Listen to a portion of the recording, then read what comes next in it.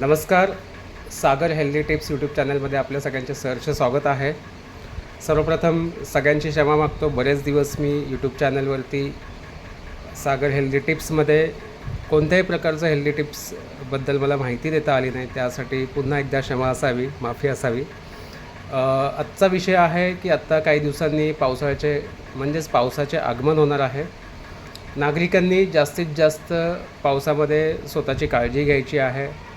सर्वप्रथम महत्त्वाचा मुद्दा म्हणजे पावसामध्ये दूषित पाणी प्यायले गेल्याने खूप सारे आजार आपल्याला होत असतात. त्यामध्ये सगळ्यात पहिला आजार म्हणजे गॅस्ट्रोसारखा आजार बळावण्याचे चान्सेस खूप जास्त असतात. कावीळ आपल्याला होऊ शकते दूषित पाणी प्यायला गेल्याने. आता गॅस्ट्रो झाल्यावर बऱ्याच वेळा चक्कर, उलटी, मळमळणे, लघवीला पिवळं आल्यासारखं होतं. तर यासाठी आपण आपला कसा बचाव करू शकतो? सोपं आहे. तर नागरिकांनी जास्तीत जास्त प्रमाणात पाणी हे उकळूनच प्यायला हवे. संपूर्ण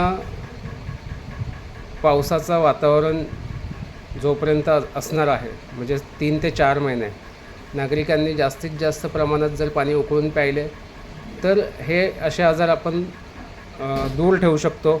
यापासून आपण आपले स्वतःचे संरक्षण करू शकतो.